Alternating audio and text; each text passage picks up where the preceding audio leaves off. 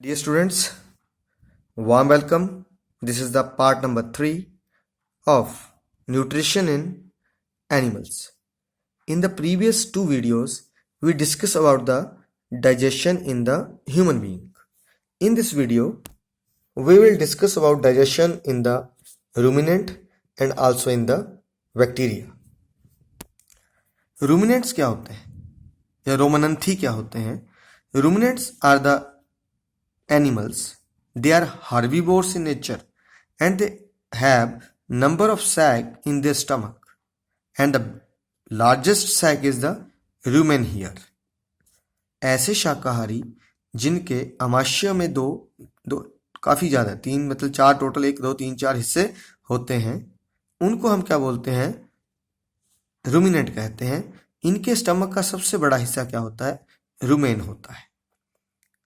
होता क्या है और क्या इसके अंदर प्रोसेस रहती है? जितने भी आपने शाकाहारी एनिमल देखे हैं, जैसे वो क्या गाय है, भैंस है, चाहे डियर है, हिरन है, ये फटाफट घास खाते हैं, फिर किसी जगह जाके आराम से बैठ जाते हैं.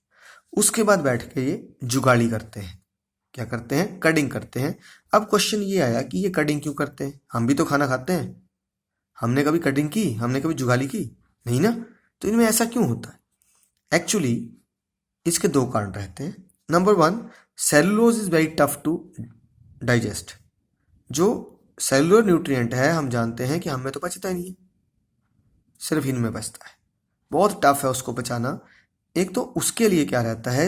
The food that is stored in the र्यूमन. मैंने कहा जो फटाफट खा के र्यूमन में स्टोर हो जाता है, ठीक है, उसके ऊपर क्या रहता है? उसकी फर्मेंटेशन हो जाती है यहाँ पे. जब वो फर्मेंटेड फूड यहाँ से गर्जिटेटेड होकर द्वारा पहुंचता है, तो जो उसका छोटा सा बाउल बनता है उसको कड बोलते हैं. तो जो कड बन के छोटे छोटे हिस्से बन के द्वारा मुंह में पहुंचता है, फिर गाय भैंस उसको चबाते हैं, तो उसकी जो मेस्टिकेशन है, उसकी जो च्युइंग है, वो प्रॉपर हो जाती है. देन उसके बाद ये द्वारा वापस जाता है, फिर रूमेन, ठीक है, ओमेसम, एबोमेसम, और यहाँ से होता हुआ कहाँ एंटर कर जाता है? स्मॉल इंटेस्टाइन, लार्ज इंटेस्टाइन में. दूसरा, इसकी स्मॉल इंटेस्टाइन, लार्ज इंटेस्टाइन के यहाँ गैप के बीच में क्या रहता है? There is a sac. ये जो सैक है, इस सैक में कुछ एक बैक्टीरिया होते हैं, और वो बैक्टीरिया ऐसा एंजाइम सीक्रेट करते हैं जो इस सेलुलोज को पचा लेता है. समझ गए क्या कहा मैंने? कि रूमिनेंट उन हर्बीवोर्स को कहा जाता है in which the stomach is divided into many sac and the largest sac is the rumen. और रूमेन में एक प्रोसेस क्या बताई कि the herbivores eat very fastly so that they can save themselves from the predators. And secondly, the grass that is stored in the rumen get fermented and it is masticated by easily. It is masticated easily by the animal, and later on it also help in digestion of the cellulose that is not digested in human body. And third thing, क्या change रहती है ruminants में? They have a sac between small intestine and the large intestine. In this particular area there are bacterias. This bacterias produce the chemicals. Let's study. कुछ terms, कुछ definitions रहेंगी. तो सबसे पहले डेफिनेशन है व्हाट इज कडिंग. कडिंग, जिसको हमने क्या बोला अभी? जुगाली. कि ये क्या बीमारी है जुगाली? क्या रहता है इसकी process? The process of regurgitation of the food particles to the mouth and chewing it again is known as cutting. Regurgitation का मतलब है वहां से निकाल के फिर से मुंह में लेके आना छोटे छोटे हिस्सों में, तो उसको बाहर लाके फिर से पचाने की प्रोसेस को क्या कहते हैं?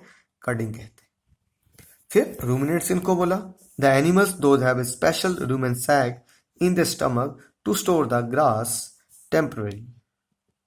तो जो टेम्परेरी स्टोर करके रखते हैं, तो उसको हम क्या बोलेंगे? They are known as the ruminant. तो रूमिनेंट टेम्परेरी स्टोर कर लेता है, फिर वहां से वापस आ जाता है. फिर आपको बताया रीजन क्यों है. 2 फायदे. एक तो फटाफट खाना है, फास्ट ईटिंग हो जाती है. दूसरा क्या हो जाता है? फर्मेंटेशन ऑफ ग्रास हो जाती है. अब अगला क्वेश्चन आपको आ सकता है, why the cellulose is not digested in human being. मनुष्य में तो नहीं पचता है, लेकिन रूमिनेंट में पच जाता है. क्यों? Because they have cellulose digesting bacterias. अभी बताया कहाँ पे? स्मॉल इंटेस्टाइन और लार्ज इंटेस्टाइन के बीच में एक छोटा सैक होता है, उसमें ये बैक्टीरिया होते हैं. because they have cellular digesting bacteria in a special sac that is present.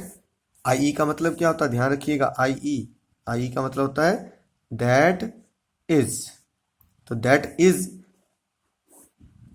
is present at the joint of small intestine and large intestine. तो इस सारी प्रोसेस से क्या हो जाता है, हमारे जो रूमिनेंट्स है उनमें डाइजेशन प्रॉपर हो जाती है. दूसरी देखते हैं, that is digestion in amoeba. Amoeba क्या है actually? Amoeba unicellular organism and that can change its shape. इसकी कोई शेप नहीं होती, ये अभी ऐसा है, थोड़ी देर के बाद कुछ और शेप में हो सकता है. तो amoeba is a unicellular organism that can change its shape. Clear? दूसरा क्या है, अब ये खाता कैसे? मान लीजिए ये फूड पार्टिकल है, तो इसकी बॉडी अपने आप इधर को बढ़ना शुरू कर देगी. तो ये जो बाहर को निकला हुआ हिस्सा है ना, दैट इज कॉल्ड स्यूडोपोडिया. क्या बोलते हैं उसको हम? स्यूडोपोडिया. स्यूडो का मतलब क्या होता है? फॉल्स. फॉल्स में झूठा, और पोडिया मतलब फुट. इसको पैर तो लगे नहीं है, तो अपनी सेल मेम्ब्रेन को ही बढ़ा के ये आगे से आगे चल जाता है, इसलिए इसको क्या बोलते हैं? स्यूडोपोडिया.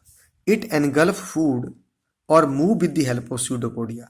ये खाना भी इसकी हेल्प से ही खाता है और चलता भी इसी की हेल्प से है.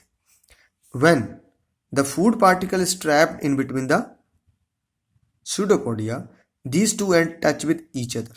ये दोनों सिरे आपस में जुड़ जाते हैं और ये टूट के बाहर निकल जाता है. तो क्या हुआ? Pseudopodia cover the food particle. पहले तो क्या करेगा? इसको कवर कर लेगा. दिस टाइप ऑफ न्यूट्रिशन, पूरी अपनी बॉडी को ही बढ़ा के अंदर खाने की प्रोसेस को क्या कहते हैं? This type of nutrition is known as holozoic nutrition. तो ये कौन सा न्यूट्रिशन का टाइप है? होलोजोइक, मतलब पूरा खा लेना, कुछ तोड़ा नहीं इसमें से, सीधा अंदर. Then process of intake is called phagocytosis. ध्यान रखिए, जैसे हिरण पूरा पूरा किसको निकल जाता, सॉरी जो हमारे क्या बोलते हैं उनको हम, बड़े बड़े जो अजगर रहते हैं, वो पूरे डियर, पूरे हिरण को निकल जाते हैं जरा बिना चीरे फाड़े. तो वो कौन सी प्रोसेस हुई? होलोजोइक. मोड ऑफ न्यूट्रिशन क्या है? Holozoic. And process of intake is known as phagocytosis. देखिए उन्होंने मुंह से खाया ना, लेकिन यहाँ क्या हुआ? मेम्ब्रेन टूट के अंदर गई है, तो इसकी प्रोसेस को क्या कहते हैं? This is called phagocytosis. वहाँ हम इंजेक्शन ही बोलेंगे, लेकिन यहाँ क्या हुई है? फैगोसाइटोसिस. देन जो मेम्ब्रेन थी, जो टॉप वाली मेम्ब्रेन, क्या पढ़ा? The membrane of joint at the top. मैंने कहा जो ऊपर वाला हिस्सा फिर से जुड़ जाता है. And the food particle trapped in the membrane get separated. और जो फूड पार्टिकल टूट के अंदर को आना शुरू हो जाता है. नाउ ये क्या बन गया? This is called food vacuole. किसकी फॉर्मेशन होगी? Food vacuole. This green colour show that the enzymes, ठीक है, एंजाइम क्या कर जाते हैं? दे पास टू फूड वैक्यूल. तो enzyme enter into the food vacuole. Enzyme इसके अंदर एंटर कर जाते हैं एंड ब्रेक द फूड, और जो खाना उसको डाइजेस्ट कर देते हैं. एंड आफ्टर डाइजेशन जो काम की चीजें वो एब्जॉर्ब हो जाती हैं and the waste is expelled out. और जो बचा हुआ वेस्ट है उसको उठा के बाहर फेंक दिया जाता है. तो अमीबा की डाइजेशन किसकी हेल्प से हुई? स्यूडोपोडिया की हेल्प से. स्यूडोपोडिया कहाँ गया? खाने को पकड़ लिया. खाने को पकड़ने के बाद उसने क्या किया? उसको मेम्ब्रेन साइड पे जुड़ गया, टूट के अंदर आ गया. तो मोड ऑफ न्यूट्रिशन होलोजोइक है, और प्रोसेस क्या कहलाती है यहाँ पे? फैगोसाइटोसिस कहलाती है. उसके बाद एंजाइम इसमें एंटर करते हैं और खाने को तोड़ देते हैं. जो काम की चीजें हैं वो एब्जॉर्ब हो जाती हैं, और जो वेस्ट है वो बॉडी से बाहर फेंक दिया जाता है. This is the digestion in the amoeba. कुछ और टॉपिक थे बुक में, वो कवर कर लेते हैं. तो आपका ORS का टॉपिक है. ORS stand for oral rehydration solution. Oral rehydration solution. If excessive dysentery, diarrhoea और वॉमिटिंग इज देयर. अगर किसी बंदे को बहुत ज्यादा लूज मोशन लगे हैं, उल्टियां लग चुकी हैं, then body become deficient of water. तो शरीर में नमक और पानी की कमी हो जाती है, आदमी की डेथ हो सकती है. इसलिए क्या होता है? The OR must be taken to maintain the level of water and salt. कि बॉडी में वाटर और साल्ट का लेवल मेंटेन रहे, इसलिए उस आदमी को क्या दिया जाता है? पानी को बॉयल करके फिर नमक, चीनी ये सारा मिला के दे दी जाता है, जिसको हम ORS कहते हैं. एक और टॉपिक था कि हमने पढ़ा स्टमक. हमारे स्टमक में 3 चीज इंजेक्शन करती है. म्यूकस है जो किससे बचाता है? एसिड के अटैक से बचाता है. एसिड खुद बैक्टीरिया को मार रहा है, जो इनएक्टिव एंजाइम उनको एक्टिव कर रहा है, एसिडिक मीडियम तैयार कर रहा है. लेकिन ये सारी कहानियां किसने पढ़ी? ये सारी की सारी कहानियां किसने पढ़ी हैं? डॉक्टर विलियम व्यूमोंट, इसको फादर ऑफ गैस्ट्रिक फिजियोलॉजी भी कहा जाता है। याद रखिएगा, father of gastric physiology. He is very lucky man, he was a very lucky man at the time. On 6 June 1822 mister Alex Saint Martin got injury due to the shotgun of bullet in his stomach. क्या हुआ था कि जो Alex Saint Martin थे, इनके जो ribs के बिल्कुल नीचे, पसलियों के नीचे, स्टमक के बीच में क्या लगी, गोली बच गई थी। गोली के कारण बड़ा सा छेद हो गया और सब सोचने लगे कि ये मर जाएंगे। और ये कहाँ पहुंच गए, डॉक्टर विलियम व्यूमोंट के पास पहुंच गए। जब उन्होंने इसका इलाज किया तो ये बच गए, लेकिन बचने के बाद क्या हुआ, इनकी बॉडी में एक छोटा सा छेद रह गया, एक होल रह गया, जिसके कारण दोबारा से आर्मी में तो नहीं जा पाए, लेकिन डॉक्टर ने इनके ऊपर स्टडी रख लिया। अब डॉक्टर उनको क्या करते थे, कभी क्या देते थे, चल तू भाई ये ग्लूकोज खा, अब ये बैंगन खा, अब ये खा।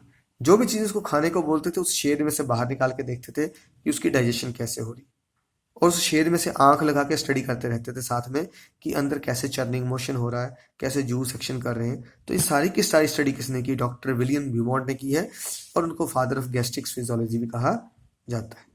तो स्टूडेंट्स, आज का जो टेस्ट है ये 4 क्वेश्चंस हैं। इन 4 क्वेश्चन को अटेम्प्ट कीजिए और फिर बात कीजिए। प्लीज़ अगर आप इसको लाइक कर रहे हैं, पसंद आ रही है पढ़ाई, तो लाइक कीजिए, शेयर कीजिए, और साथ में एक रिक्वेस्ट है कि चैनल सब्सक्राइब कीजिए। Thank you.